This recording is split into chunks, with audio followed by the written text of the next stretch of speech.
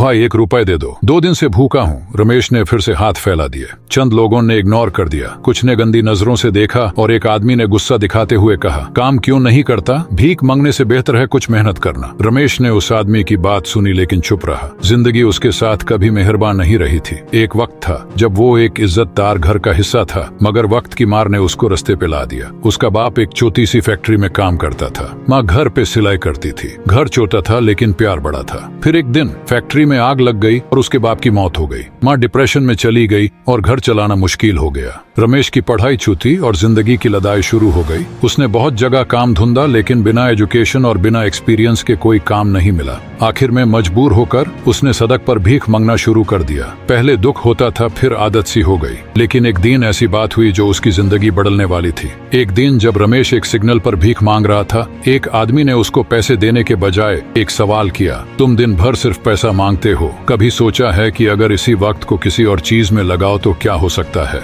रमेश पहले कंफ्यूज हो गया, फिर उसने पूछा, मतलब? आदमी ने मुस्कुरा कर कहा, अगर तुम सिर्फ भीख मांगने के बजाय कोई छोटा मोटा काम शुरू करो तो क्या होगा? चलो एक काम करो, तुम्हारे पास जितने भी पैसे हैं उनसे एक पैकेट बिस्किट्स लो और बेचना शुरू करो।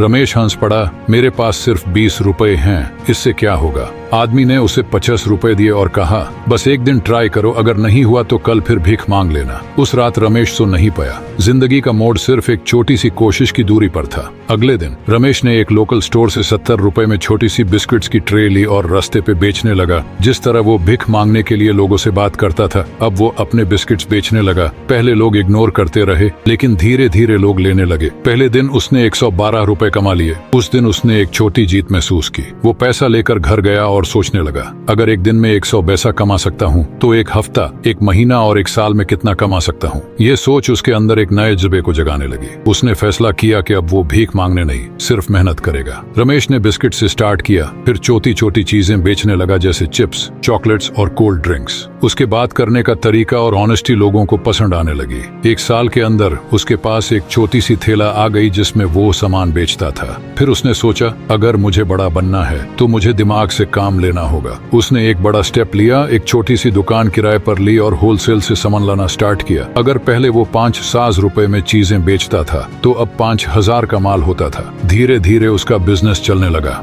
जो लोग कभी उसको एक भिखारी समझते थे अब उसके दुकान से सामान खरीदने लग गए। रमेश की मेहनत रंग लाने लगी। एक छोटी दुकान एक बड़े स्टोर में बदल गई। फिर उसने एक और ब्रांच खोली, फिर तीसरी। उसका बिजनेस इतना चला कि उसने अपनी एक अलग कंपनी खोल ली। आज उसकी मल्टी करोड़ कंपनी है जो किराना और FMCG प्रोडक्ट्स का होलसेल बिजनेस करती है। जिस इंसान को एक वक्त 1 रुपए के लिए लोग दान देते थे, आज वही इंसान लोगों को रोजगार दे रहा है। एक इंटरव्यू में जब उससे पूछा गया, आपने ये सब कैसे किया, तो उसका जवाब था, मेहनत, कंसिस्टेंसी और एक इंसान का दिया हुआ छोटा सा मोटिवेशन। अगर वो आदमी उस दिन मुझे 50 रुपए नहीं देता तो शायद आज भी सिग्नल पर भिख मांग रहा होता। रमेश की कहानी एक मिसाल है कि कोई भी इंसान छोटी शुरुआत से कुछ बड़ा कर सकता है। जिंदगी चाहे जितनी मुश्किल हो, अगर हम सोच बदल लें और एक नया कदम उठाएं तो कुछ भी मुमकिन है। तो अगर आज तुम किसी भी स्ट्रगल में हो या जिंदगी से हार मानने वाले हो तो बस एक छोटा स्टेप लो, शायद वो एक कदम तुम्हारी पूरी दुनिया बदल दे। सच या झूठ,